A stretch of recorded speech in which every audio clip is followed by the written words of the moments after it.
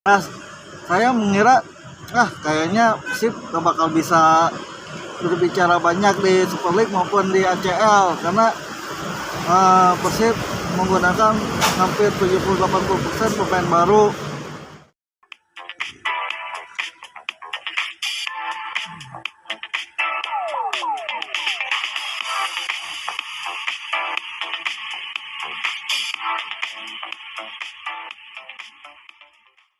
Assalamualaikum warahmatullahi wabarakatuh. Kembali lagi di channel saya. Kali ini saya akan membahas soal keraguan saya di awal musim kepada Bojan Hodak yang mengganti hampir 70-80% pemain yang membawa Persib juara back to back, diganti oleh Bojan semuanya dan mengambil para pemain-pemain baru untuk musim ini, untuk musim sekarang ya teman-teman. Nah, awalnya emang saya meragukan Bojan apakah masih bisa gitu membawa Persib berkancah di Super League, bisa bersaing di Super League untuk di papan atas, karena kan Persib itu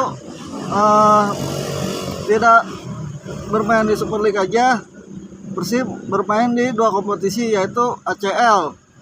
Nah, waktu pas awal-awal musim Persib hanya berfokus ke ACL itu aja, karena untuk Liga sebenarnya Bojan tadinya tidak mau mengejar dulu untuk bisa berada di papan atas ya, untuk bisa mengejar juara. Namun waktu itu fokusnya untuk ACL tuh, makanya pas bermain awal-awal di Super League Bojan memainkan para pemainnya memang belum terlalu ini ya, solid ya, karena kan pemainnya pada baru semua dan butuh proses proses buat menggabungkan para pemain-pemain barunya gitu, supaya bisa bermain dengan hati dan bisa kompak gitu ya. Makanya pas awal-awal musim Persib sempat kalah oleh Malut, Persita dan Persijap teman-teman. Nah, waktu itu saya mengira kayaknya Persib gak bakal bisa berbicara banyak di Super League maupun di ACL karena Persib menggunakan hampir 70-80% pemain baru. Namun ternyata saya salah soal pemahaman Bojan Hodak ya, karena pemahaman Bojan Hodak itu lebih jeli. Bojan itu lebih pintar, lebih bisa membuat para pemain yang baru itu cepat beradaptasi dan bisa bermain bagus di Persib Bandung. Dan Bojan pun bisa membuat para pemain yang tidak perform di tangan dia.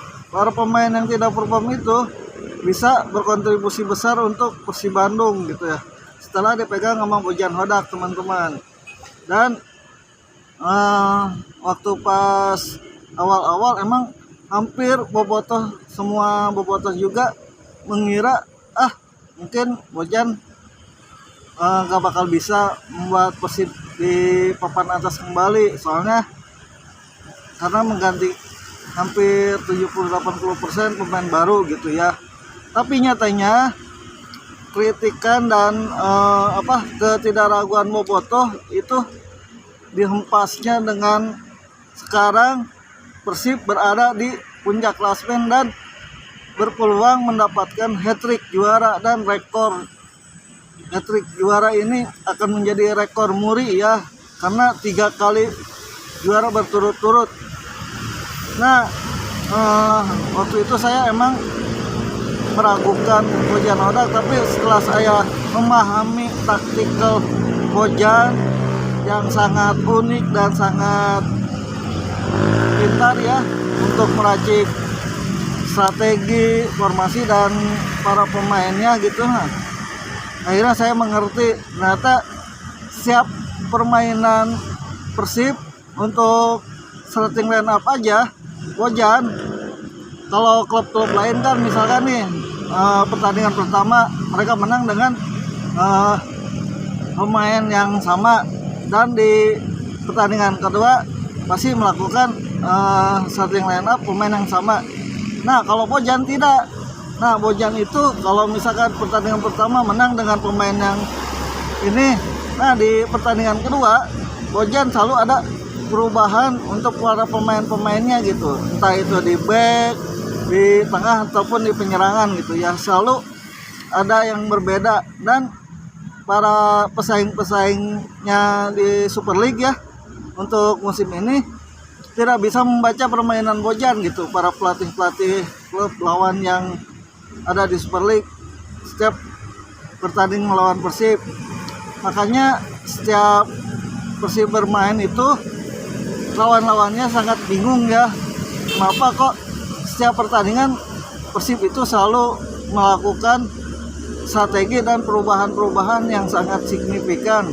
Walaupun tidak bermain cantik, tidak bermain bagus, tapi Persib selalu mendapatkan 3 poin dan mendapatkan kemenangan, dan tetap konsisten berada di puncak klasmen gitu ya, berada di papan atas. Walaupun di awal musim Persib berfokus di 2 kompetisi, di ACL sama Super League.